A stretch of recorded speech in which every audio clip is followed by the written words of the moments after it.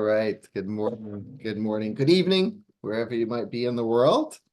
My name is Matthew Ashdown. Looking forward to our little journey here together, and excited to be joining again once more with Alison Dhuanna. And so a number of you I recognize from our last little journey, and looking forward to a fresh journey here together today in different circumstances on some slightly different focuses. And yeah, it's the Grail Mysteries. We're opening up to the Grail Mysteries. We're going to go on a little journey together, and then we'll be Alison's going to take us on a little bit of a journey of the world, actually, after we've done a little visualization journey. So yeah, welcome everybody. And Alison, welcome. Nice to see you here again. Hello, everyone. Wonderful to be here and just to have this opportunity to share about the kind of range of Grail experiences that one might have in this life, which we're going to go on some strange twists and turns tonight that I'm pretty sure you won't be expecting. Um, and yeah, I just wanted to say, these journeys have been so influential to me. I think I first stumbled into the Percival story and I felt like I am Percival, you know? And then I felt like I am the Grail Maidens. And but one of the most influential things, which hopefully will be woven in today, but also into the deeper thing we're going to do, is about the ladies of the lake. And there's many archetypes of the ladies of the lake. We will meet the one probably most familiar to us today, but these are otherworldly fairy women, and they kind of turn reality upside down on its head, because it's like, where is the power coming from? Where is the story, the journey being catalyzed from? And what these Grail women are about is their catalyst. They are a source of divine feminine power that's very yin, though. So it's not what we see happening in the world, but there they are in the background, orchestrating and initiating and catalyzing and sometimes causing catastrophe and upturning things, really. So it feels like a real balancing of masculine and feminine, um, and through this journey, like coming to understand something that's there present in the gene keys, where in gene key 2, Richard says something about gene key 1, the masculine, and gene key 2, the feminine, are not poles, they're not polar opposites. That gene key 2 is essentially like the universe, the black matter, and from gene key 2, the divine feminine, the yang, the divine masculine, comes forth. So whether that's within ourselves or in the world, you know, the feminine actually has this huge amount of magical power, and whether we're male or female, that is available to all of us. So it's kind of quite deep stuff, and as I say, quite like we're in the 49 today, because it does feel like it overturns reality, the Grail stories.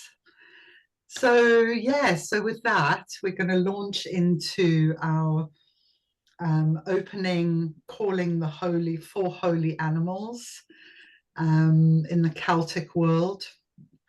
And yeah, we'll head off into our journey. Hello, so lovely to see people here.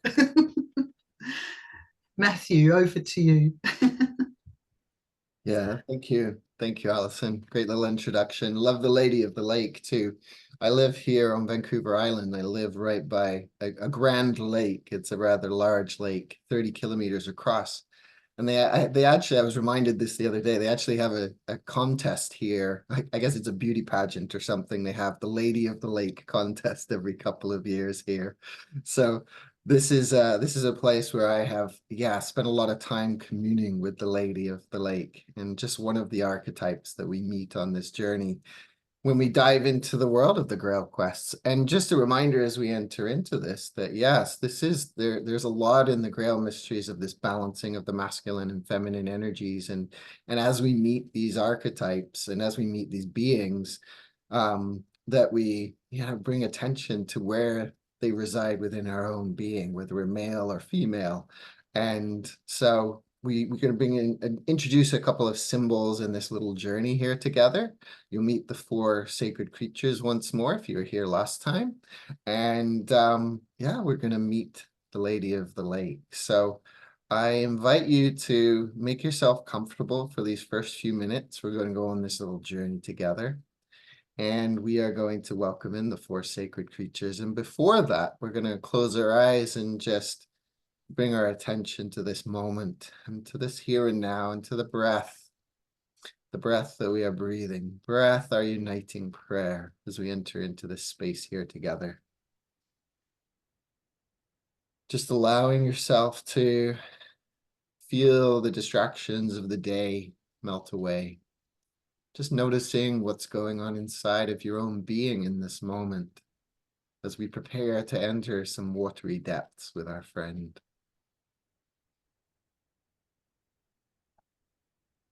And as always, we call to the 4 directions, beginning with the east, the dawn, the springtime. And here we meet the great stag Cernunnos. So with your intuition and imagination guiding you on this journey, begin to see the dawn in the east and the sun just beginning to rise over the ancient forest. Just notice how the sun breaks through the morning mist.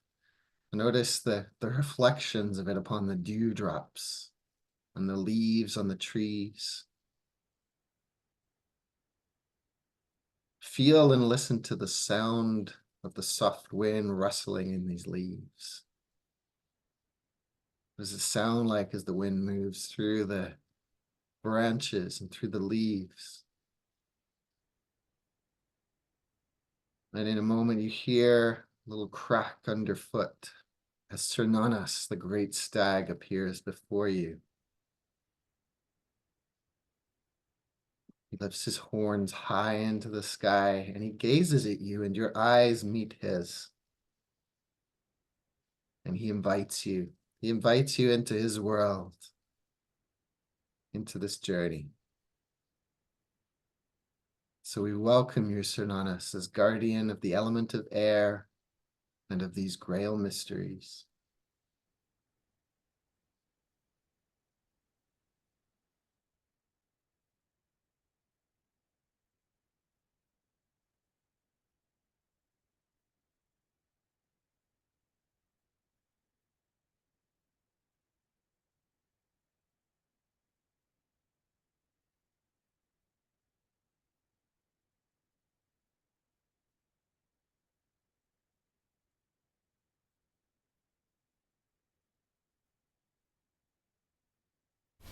And now we turn our attention to the south.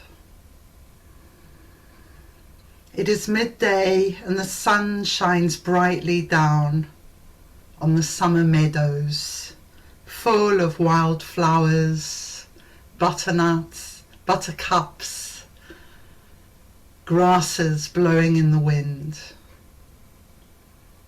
And across these meadows comes Epona, the white horse. She is galloping, her mane flying behind her. And as she comes close, she rears up, snorting her welcome. And she looks at us in the eyes and welcomes us. We welcome you, Epona, guardian of the South and of the Grail mysteries.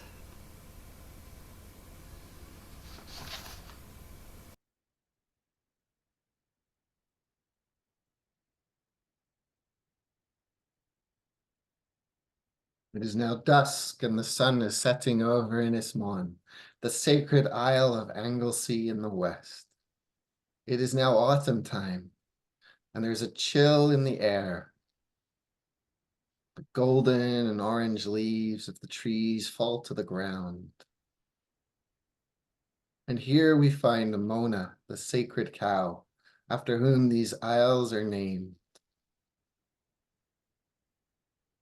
Mona turns towards us with her wise and loving eyes. You might make eye contact with her just for a moment and receive her deeply. We welcome you, Mona, guardian of the element of water and the Grail Mysteries.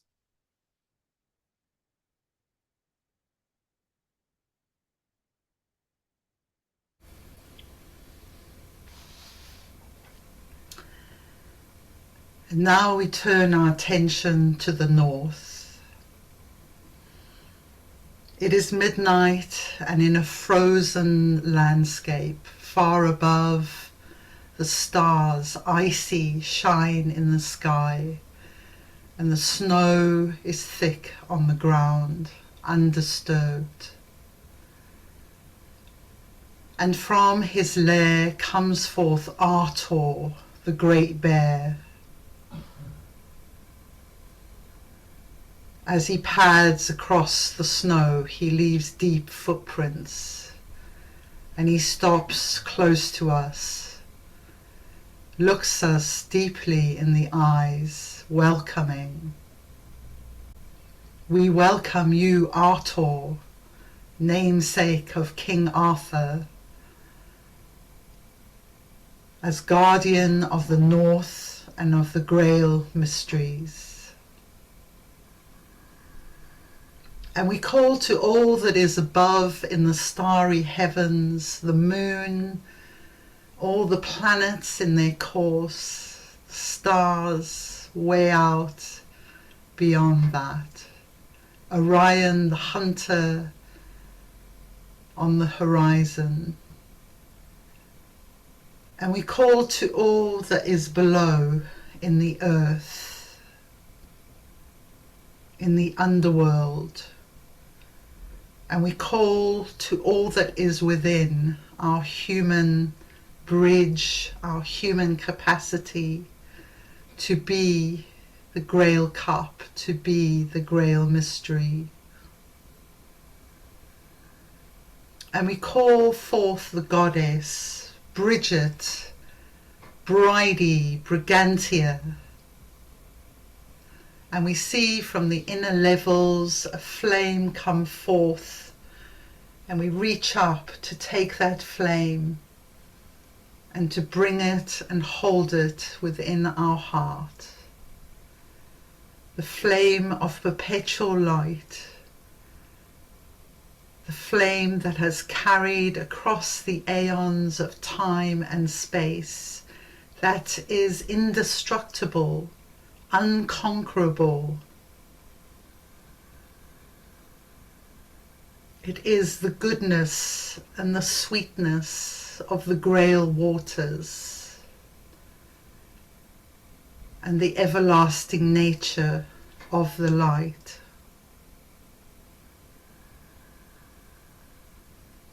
And let us go on a journey now, keeping that flame warm and alive in our hearts.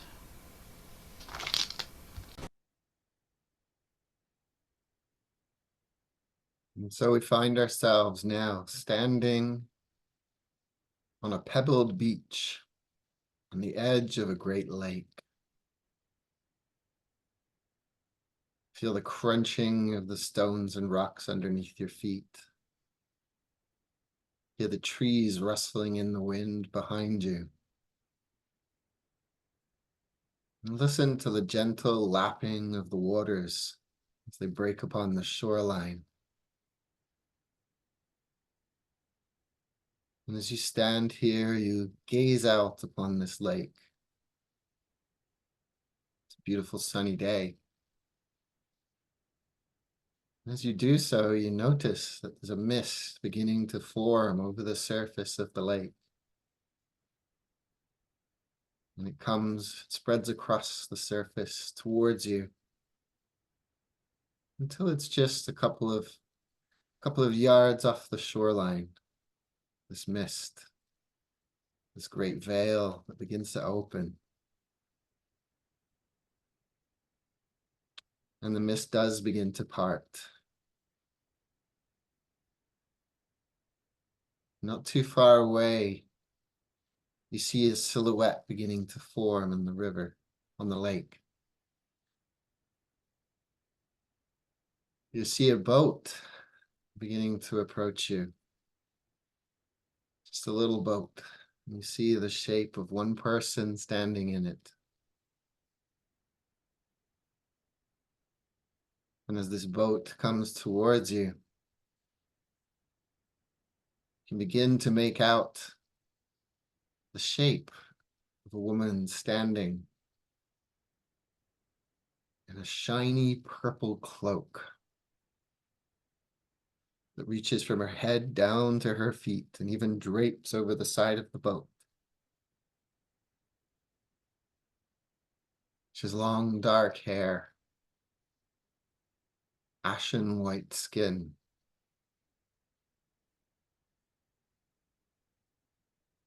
This is the Lady of the Lake.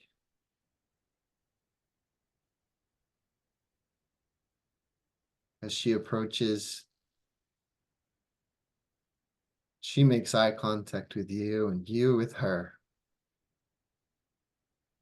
And you just begin to receive her. The boat draws ever closer to the shoreline.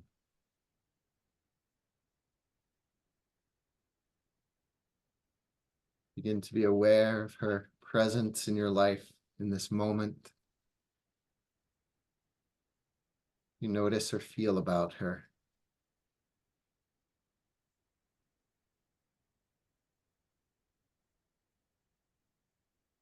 The boat draws up to the shore now, and she steps out, standing before you.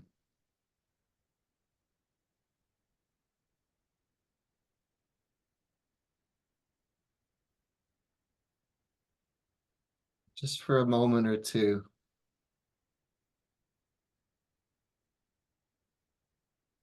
you might begin to share your intentions with her.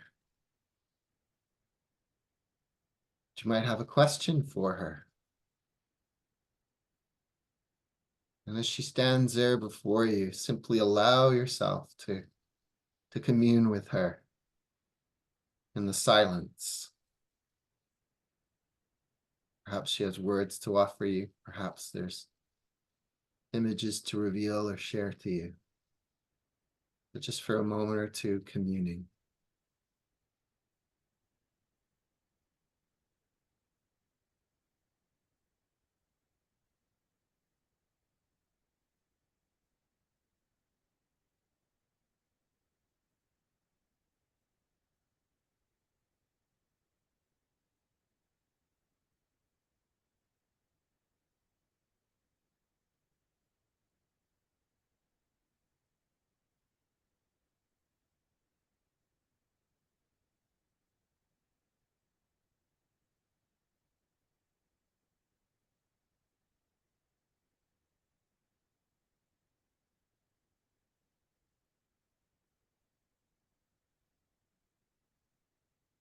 Now, as you're standing there, she reaches down into her cloak. And out of it, she draws forth a sword and a scabbard, which for now she just lays across her open palms.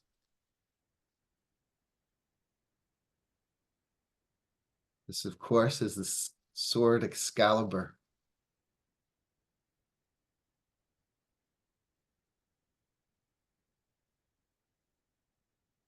This great sword of truth.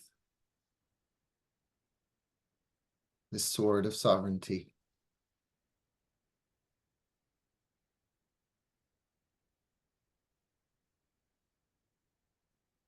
And the sword rests inside a scabbard, holding it securing it, protecting you from the sharpness of its blades in this moment. She now offers this over to you.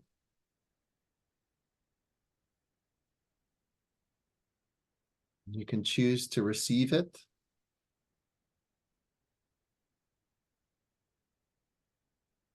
as you hold it, you hold the scabbard in one hand and you hold the handle of the sword in another. The scabbard offers us this restraint, reminding us that when we pull that sword, we better be prepared to use it in accordance with its highest good. And for now, you just begin to draw the sword out for yourself and just feel the weight of it.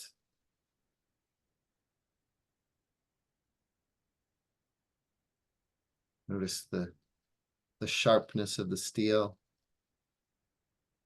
Do you notice of the handle? Is there anything adorning the handle? Any symbols?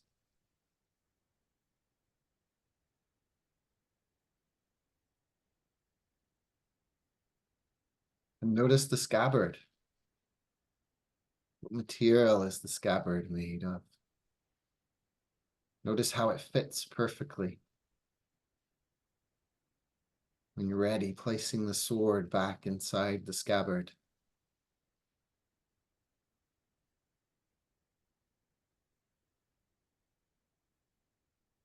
The scabbard has a belt attached to it, and you can wrap this belt around your waist now.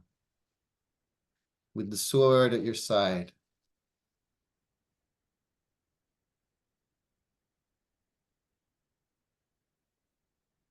It's balance of the masculine and the feminine, the sword and the scabbard. Aware of just the potency of what we are now holding.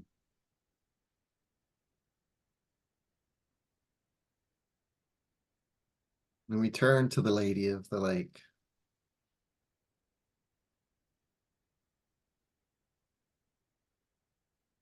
And she glances at us once more. And just for a moment, perhaps she has some wisdom to share with you in silent communion for just one more moment.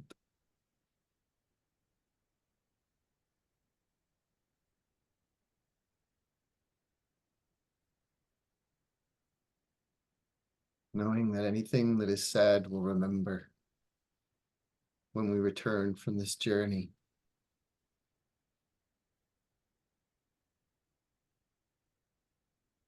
And for now, the Lady of the Lake returns to her boat,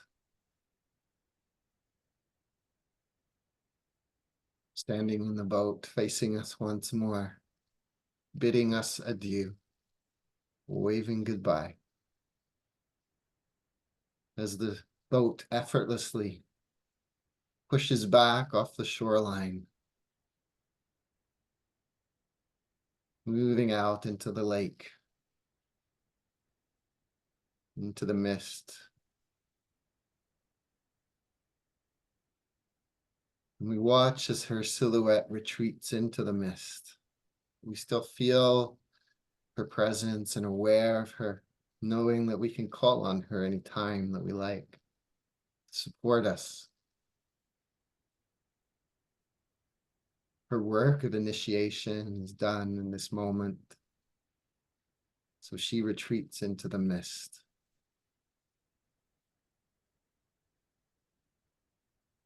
And as you're glancing upon the lake, you watch as this mist retreats from the shoreline until you see the horizon clearly, the blue sky, the sun beating down on us once more.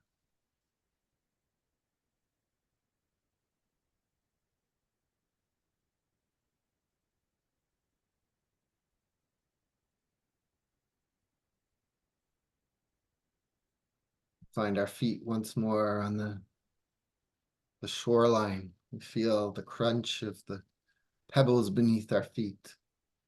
We hear the lapping of the water on the shoreline.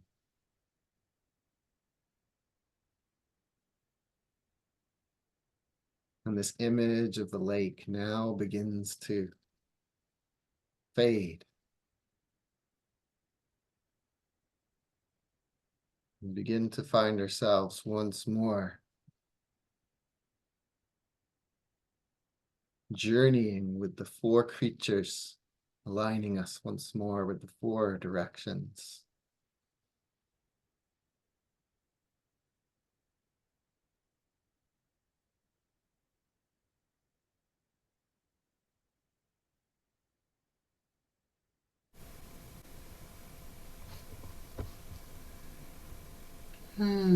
Now we bid farewell to the four holy animals.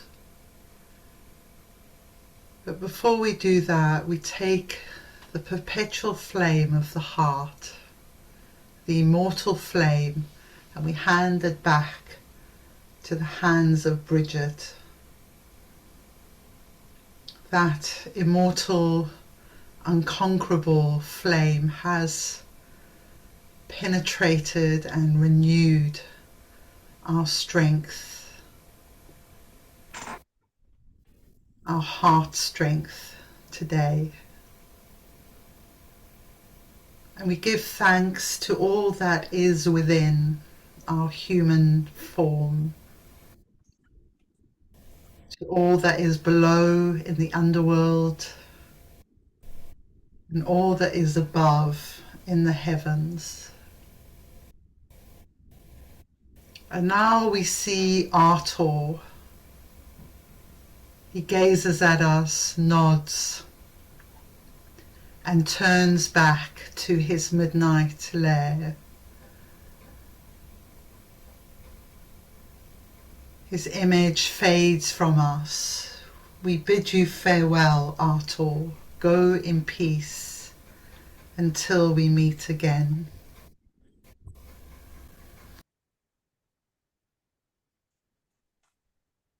And as we turn our eyes once more to the west, we see Mona, the sacred cow,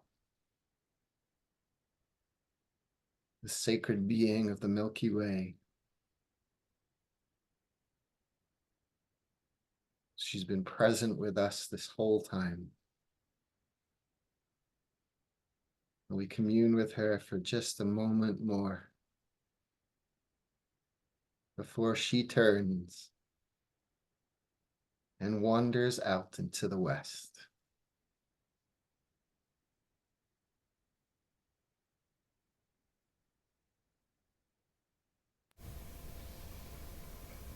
And in the south we see Epona rear up again.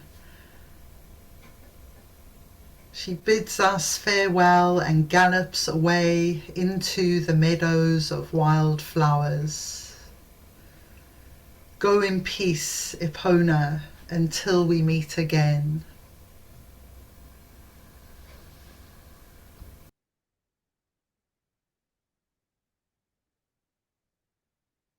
And as we look to the east, we find ourselves gazing upon the majestic stag Cernunnos once more. As he nods and gestures to us with his great rack of antlers, bidding us adieu. Off now into the east to beckon to others onto their journeys into the other world. We thank you, Cernunnos. We thank you, all beings that have journeyed with us today.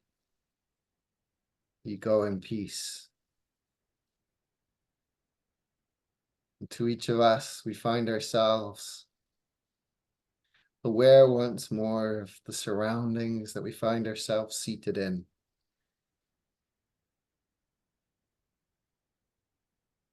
Firmly seating on the chair, or maybe it's a bed, or wherever you find yourself at this moment. just aware of your body and your being, still attuned to your inner presence and remembering anything from that journey that you feel intuitively to bring forth, to continue to work with.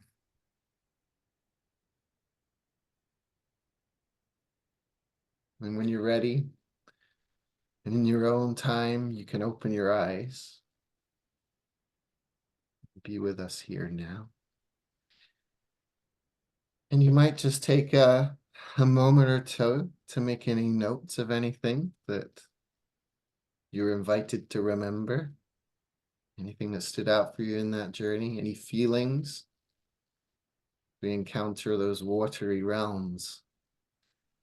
It can be a feeling-based experience as well. So just give you a moment for that. Maybe grab yourself a drink of water. It's fresh lake water, pretend.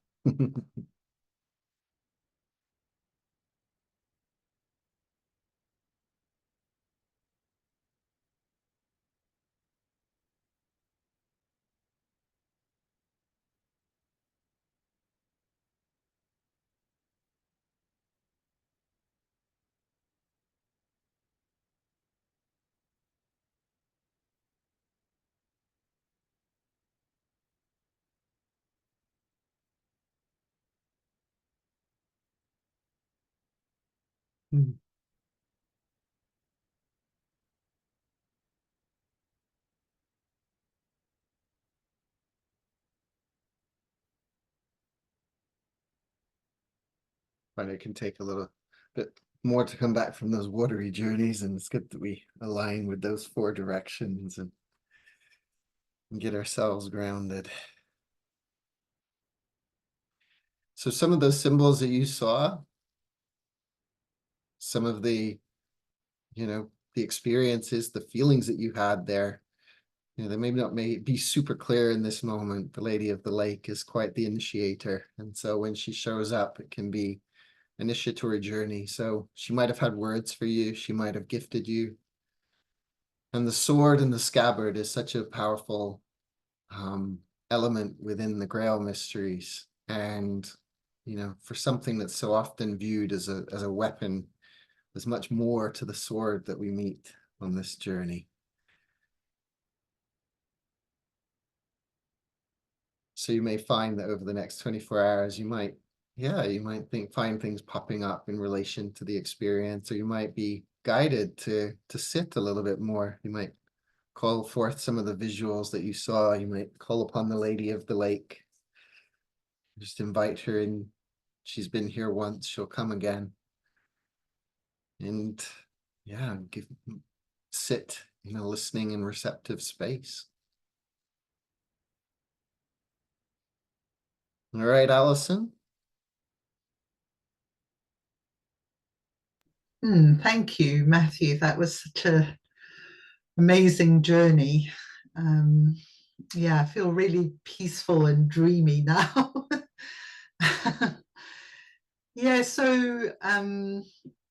Going to share.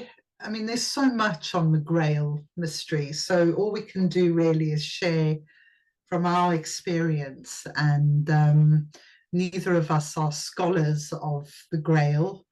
My partner is, so I'm kind of very aware of all these facts and histories, and but really we want to go down this experiential route, and this feels very much like it's emerged from the latest Gene Keys transmission, the Dream Arc, which you may or may not be that familiar with, but it really feels like the animals are what has kind of activated this transmission.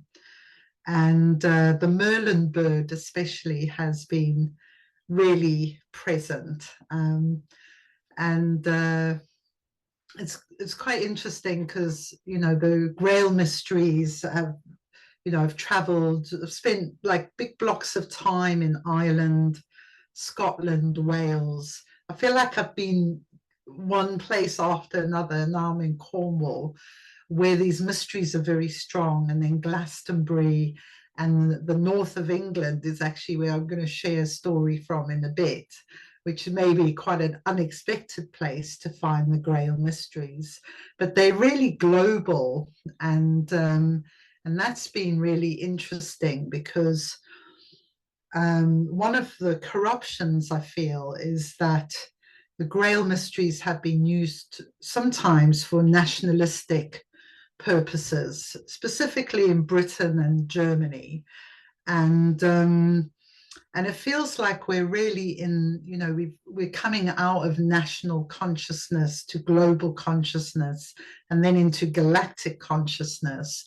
So it's time to kind of take the Grail Mysteries out of any of those boxes they've been put into and allow them to kind of ripple across the world, across the nations, and to kind of take their place among the indigenous teachings of Europe, which is essentially what they are. And so they feel really important, whether you're still in Europe or not, because I was brought up in South Africa, and I feel really that the Grail Mysteries is what have reconnected me to my ancestral roots as a priestess, and in this really powerful way. So okay, so I've created a little presentation just to make things a bit visual, and to just look at some things about the origins of the Grail. And you probably know all these things, but maybe I'm just going to put them in a way where they all sort of join together. So there's four kind of main sources of the Grail stories.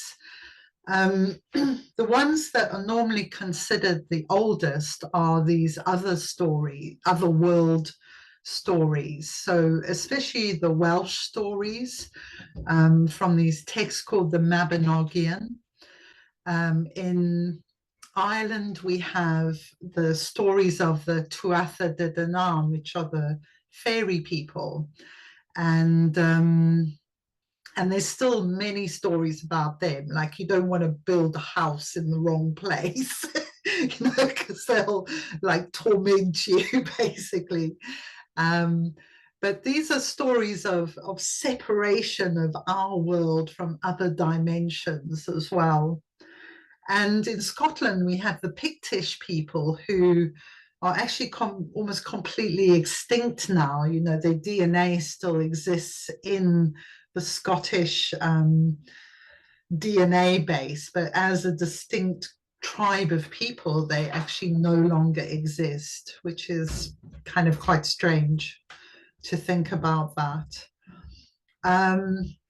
But we have like ancient Celtic tribes. I'm going to talk about the horse coins in a bit, and many of them settled by the great river sources of Europe. So the obvious one is the Danube, and the goddess Danu is the water goddess of these otherworldly peoples, and they kind of melt into the Celts, but they're not exactly the Celts because they're otherworldly beings, but the Celts are pretty connected to them in legends as well. Okay, so then we have the medieval Grail stories. Now, the four stories that Matthew and I are going to do come from these medieval Grail stories. When I was in France last year, I went to Troyes Cathedral, and as I was walking along, I noticed that the road they were on was called Chrétien de Troyes, like one of the Grail writers. Like, wow. And we were on our way to the Basilica of Mary Magdalene, in Vesoul, and we actually went through a place called Avalon on the way. So there's like a whole Holy Grail mystery place there in France, and so there's a whole French connection to the Grail Mysteries, and then Wolfram von Echtenbach wrote. There's a whole Grail mystery tradition that comes from Germany as well, and Thomas Mallory is one of the British writers. So it's broadly thought that the mysteries emanate from Wales, specifically, is one of the places, and then they go out to Europe and then they come back again.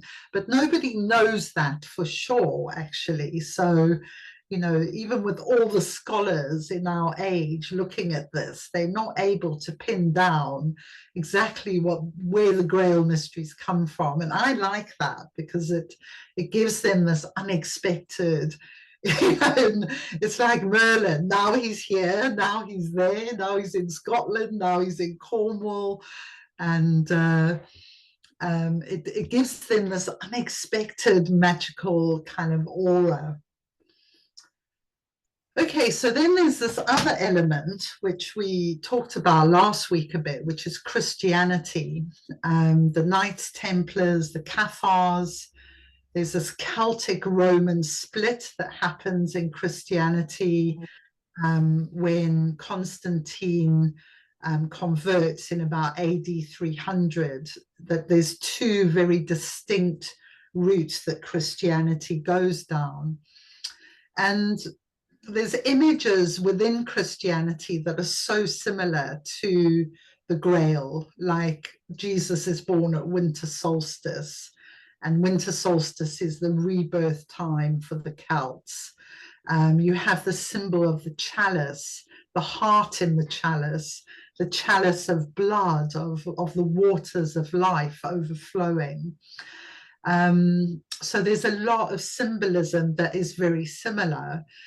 But there's also symbolism that's really different, like the Grail Castle, for example, the Fisher King. Although the Fisher King is quite like Jesus as well, actually, if I think about it. So that's a whole kind of weaving in and of itself. And then we have these new manifestations like Jungian psychology and archetypes that grew out of the Grail mysteries. And many people might think, oh, Jungian psychology, everyone knows that these days. But there was a time when it was very new, and it emanated from Jung's initiation himself into the Grail mysteries. And it feels like in the round table, it feels like a sacred geometry that renews itself every once in a while in history, and it's here again. And I don't know why it's here again, but this feels like all the symbols, the clues.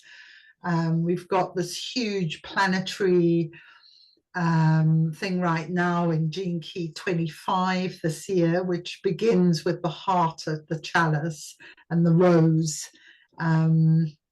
So there's all kinds of things about, you know, the creation of a new round table, but can we do that without the corruptions of why the old round tables crashed and fell and didn't do so well in the end? Or they kind of succeeded because they're still with us, but they also I think they could succeed even more. And the thing I'm really interested in is how the Grail mysteries have informed social and political movements as well, because it feels like we're in a time where that renewal is coming and is really needed. Okay, so I want to share, this is like my weirdest Gene Keys Grail story, because this was so unexpected to me. So there is this legend that a King Arthur came from the Russian steppes to the north of England, to this place called the Forest of Bowland. And actually, it's not just a legend, because there's these people who came from the Russian steppes were horse breeders, and there is still horse breeding in that area. So this was a definite historical figure who came to the north of England. And some of you might know Katrini Matisse. One of our latest incarnation is we do the Clubhouse Dream Arc call together, but we've had this weird and long kind of thing where we get drawn together. And she is actually born in the Ural Mountains, and I was living in this place. The Pennines is this, it's more like a hill range in the UK, but the Urals are also small mountains, but they're very long. And so there was this intriguing kind of connection of landscape of the Urals and the Pennines, and this king coming and maybe thinking, wow, this is like home here, and choosing to settle in this area. So there's so many stories of where Arthur is Arthur as well. That's where the name Arthur comes from. And there's King Arthur's throughout the UK and probably in other countries as well. And I don't think we should try and nail them down. We should just enjoy the mythology as it becomes visible and invisible in different places. And wherever the bear is an important totem, I feel the Grail in that as well. Maybe it all came out through this, really. And at the same time as all this synchronicity, I discovered that there's 3 types of grizzly bear DNA that locates them with distinct indigenous language families. So I know that quite a few of us, a few of the people who feel drawn to the Grail are from Canada. And it's just interesting to me, this connection with the indigenous people and the bear as a really important animal. Okay, so I'm going to show you these coins that were found across Europe. They appear in a book called The Ancient Path by Graham Robb. But before I do that, I want to mention one last place. There's this book called The Magi, The Quest of the Secret Tradition by Adrian Gilbert, who puts forward a really good argument that the Grail Mysteries come from the Middle East. So, it's like, wow, it just keeps getting like bigger and bigger. So these horses, I became so fascinated with them. So from the United Kingdom, which is this part here, and this part where this top horse is, this is where the Briganti tribes were specifically related to Bridget, the goddess, and Boadicea. And this is the Iceni tribe, which might be familiar. And then we have these horse glyphs that were found on coins, Celtic coins from like the 1st to the 3rd century. So they're very old, and they come all the way across Europe, all the way to the Ukraine, and Germany, France, Italy, Austria. They all have these coins, and obviously our countries didn't exist in those days, but where you find these tribes settling is the major rivers. Okay, I think that's it really. So I wanted to bring in the bear and the horse as important creatures, and we're in the 49, which in the dream arc is the horse. So So that felt like perfect timing, really. But the animals want to speak of this renewal of the round table. And yes, so I'm going to hand back to you, Matthew. Thank you, Alison. Yeah, so many things I just wanted to reiterate there too, that as we journey with these, the scholars can get caught up in all the, the historical things and what's right and what's wrong. And, there's many who claim Merlin. The Scots claim Merlin, the Welsh claim Merlin, the the English claim Merlin. And something that I've noticed in my journey, and it's really been like, it's about 16 years now that I've really been diving deep into them. Ironically, I lived in the UK where the myths are rich and ever present. And then now that I lived on the now I live on the west coast of Canada. And so they're not quite as ever present, but I, like Alison says, I do find others around here who are attuned to these mysteries in some ways, because they did reach out into the, the far recesses of the world, these Western mysteries. And that, as I've journeyed with it, it has been very much a journey of really trusting what has arisen and what has surfaced. Alison and I have both read copious amounts, and we've gone on many different journeys over the years, and not all of that would be shared here, but we might mention certain things and certain books like Adrian Gilbert's book or others. I've got a whole string popping in my mind, but I'm hesitant. I'm practicing, I'm keeping that sword in the scabbard right now and not pulling those out just yet, because there can be a lot of knowledge and information that way, but it's just really trusting that, that we get to have our own unique experience with these, and these mysteries that run so deep. I mean, as Alison, you're sharing about the horse, it's spreading across the globe in that way. I'm thinking of Shadowfax from Lord of the Rings, and J.R.R. Tolkien was very much somebody who was steeped in the mysteries of the Grail, and it's written throughout his materials, whether it's obvious or not. And many of the Inklings, who were the other writers that wrote alongside him, like Charles Williams and C.S. Lewis, were also really influenced by these mysteries. And that we can really recognize it. I love the herds of horses spreading out across the map like that, because in the dream arc, the horse is about the freedom, the great freedom, and it's a herd freedom. So this is like, feels like there's this Aquarian Grail mysteries that we're entering into at this time. And so the stories will morph and change. The earlier Mabinogion stories, they were birthed out of dreams. And so dreams were written down and these stories came through. And so if you read the Mabinogion, it's kind of like going on a Monty Python and the Holy Grail kind of journey within there. Some of the imagery and some of the, circumstances and people being turned into animals here and there.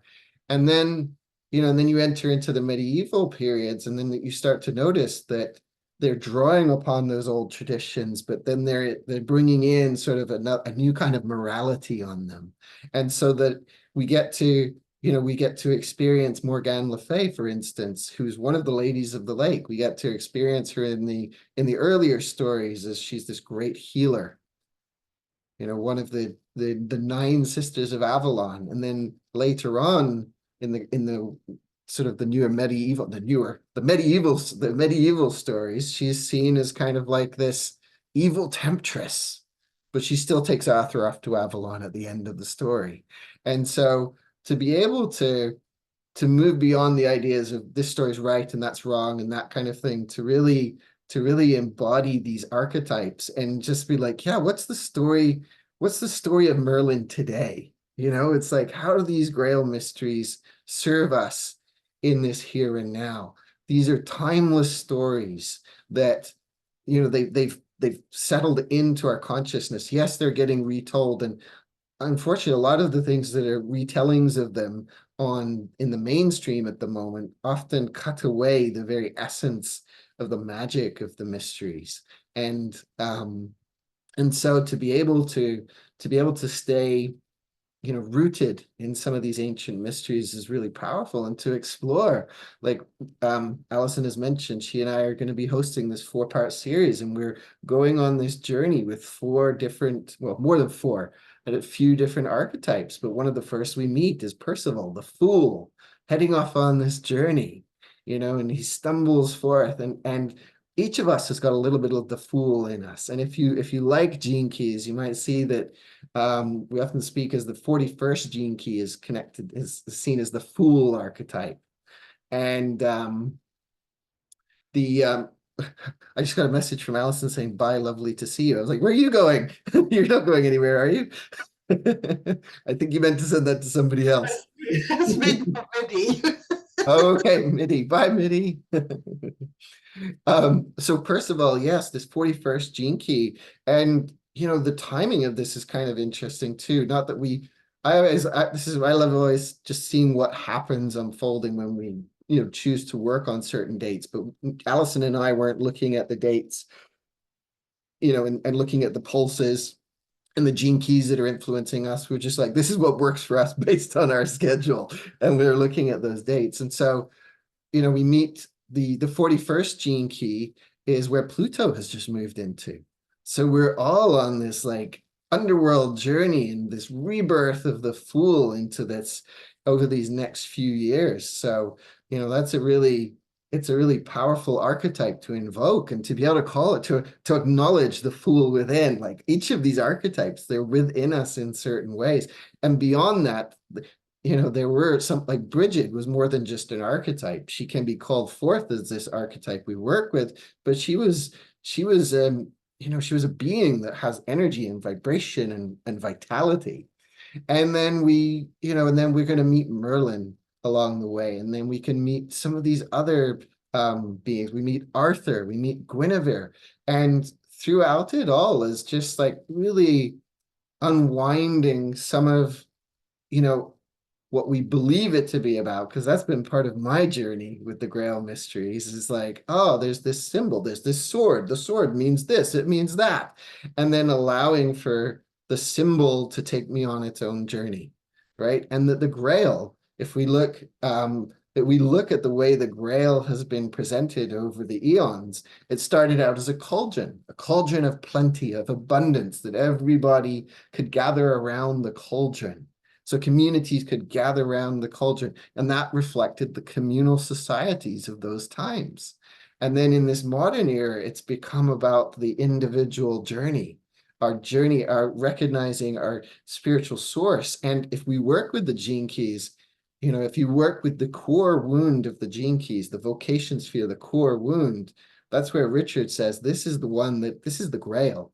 The gift of this gene key is the Grail. Quite often people think it's going to be the city, but it's actually the gift, because the great question that we're asked is, whom does the Grail serve?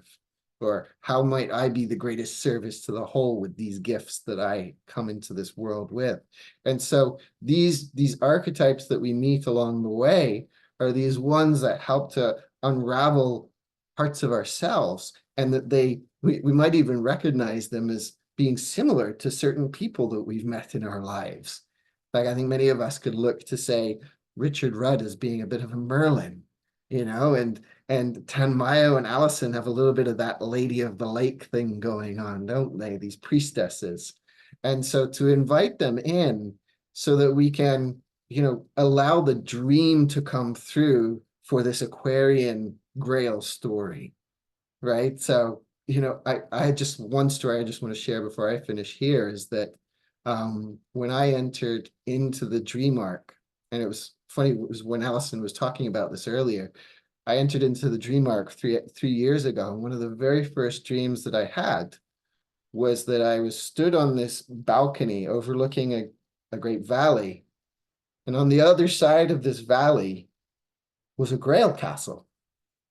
And I was making my way over to the Grail castle. And I had to go across this really boggy, muddy area. And I was inside a ferry with people. And I looked around, and they were all First Nations. So all people related to me here, or not related to me, people that I could meet here.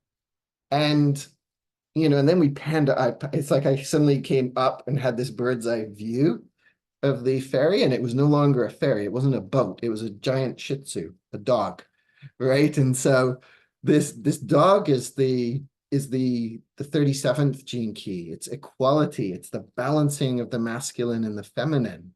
And to me, it spoke to the healing that is still taking place in relation to the First Nations here on the land that I'm on now. So it's like a unique way that these Grail mysteries work with me.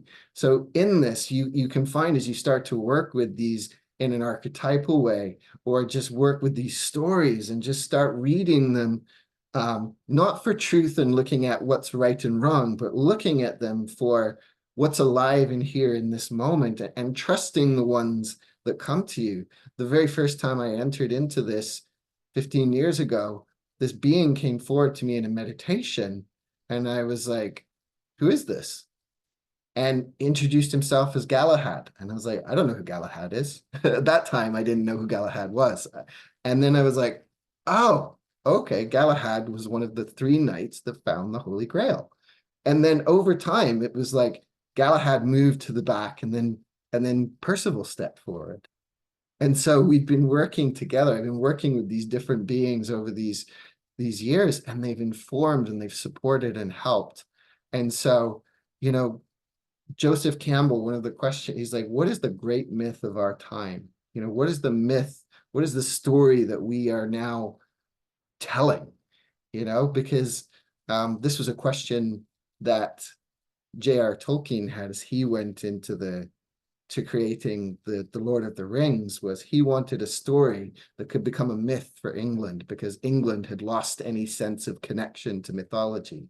Well, he kind of touched a few more people than just the British with that. And so it's reaching out further. And so Joseph Campbell saying, yeah, what is this myth for our time? And so the Grail myths are evolving with us, and the stories are the ones that we're telling through our lived experiences. And so I'm really keen to see how we each approach the Grail, how we work with the Grail. And I love that we get to start off with the story of Percival when we start this series, because it's such a great catalytic story. And it's one that's very deeply reflective, and it's one for any of us working with the gene keys that we can actually work with as a map inside of our gene keys. So I kind of have woven a few things together there, including this 4-part series that we're doing, but also just some of my own experiences with the Grail, and where I feel like it continues to take me into deeper journeys and in deeper ways. And so we're going to be finishing up this call pretty soon here. I'm going to hand it back to Alison in a moment. But yeah, if you decide to join us for the 4 weeks, 4 sessions, there'll be interactive sessions. So they won't be just me and Alison talking like these ones are. It'll be more of connecting and interacting with everybody, hearing of your experiences. And in between, we'll be finding ways to relate to these different archetypes and to these different stories, and how they move through us in our own unique life. So it's it's a creative way that we're exploring the Grail mysteries at this time. And me and Alison came together just through a series of different synchronicities, and over the years, and just more and more in the last few years, especially around Wales and Merlin, seems to have been guiding this. And after our call last week, both of us actually had a visitation from a Merlin. The Merlins here have been absent throughout the winter. I haven't heard or seen them. And we finished the call last week, and it was there in the tree. And then Alison sent me a video that same night of the Merlin that she came across. And so, yeah, you never know what other kinds of creatures might come and visit you during this journey as well. And after today's journey, paying attention, what did you notice? What did you experience? Like, what is the Lady of the Lake for me here in this now moment, in this? How is she supporting me? How is she initiating me? Where is she inside of myself? So I think I'm going to pause there. But the Grail mysteries are alive, and they've got the mystery word in there for a reason. So don't expect to have all the answers when you enter into this work, or even when you finish this work.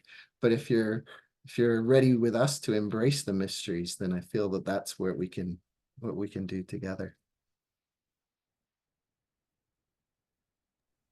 So while I'm saying a few things, Matthew, do you want to post that MailChimp list? So if people want to join and you're not on that yet, you can sign up. We're quite low tech, so so you will get the links and stuff like just before the calls and stuff. So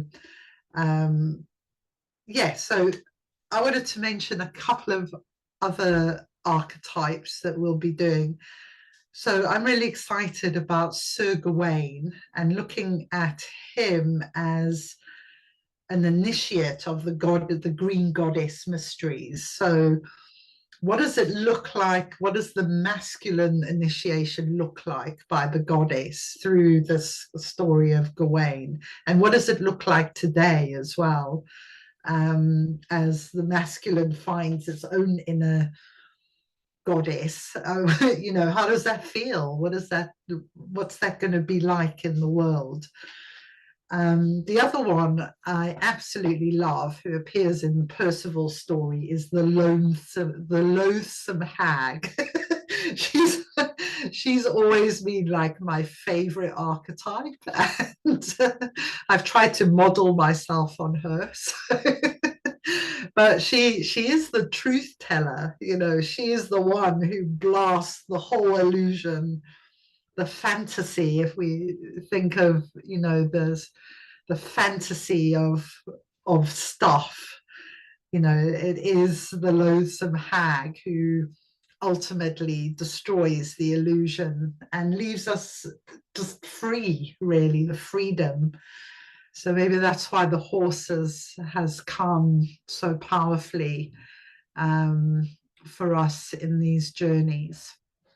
So yeah, I really hope that you'll join us. We're going to have a wonderful time, and it'll take us up to the end of March. So the calls are every 2 weeks, and there will be videos as well if you miss them. So yeah, thank you everyone for joining us. And if you feel the calling, come along.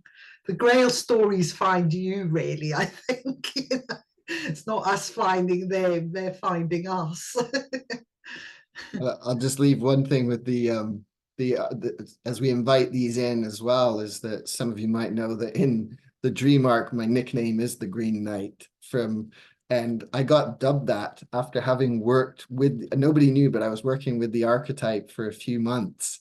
Before that, I was working quite closely with it and really inviting it in. So when that happened, that was really interesting. And the other creature that I've worked most closely with over the last 4 or 5 years really is the bear, because of the Arthuric connection, but also because of where I live. I live in bear territory here, and yeah, and then Richard calling me the bear when we were in London too. So it's like you can invite these in. It's like not to identify with them because I've been the squire as well in the dream arc and then the Green Knight, but to play with and invoke those energies. But you never know how it might show up, the different ways that it might show up. So yeah, thank you for that, Alison. I left the Green Knight to you, but looking forward to all of those.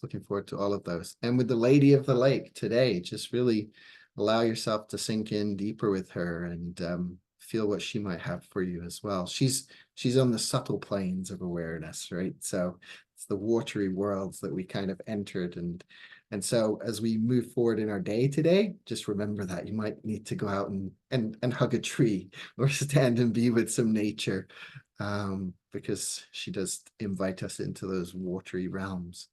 So yes, the information is up there on the side. Would love to see you there. And I think that's it for now. If anybody has any questions, they can, if you're signed up for the letters from us or the emails from us, we can respond to them, or at least I can respond to them there if you have any questions. And yeah, other than that, thank you so much for joining us on our little journey today, and look forward to seeing you somewhere in the Grail Mysteries world of things over the coming time of transformation that we're going through. Thank you.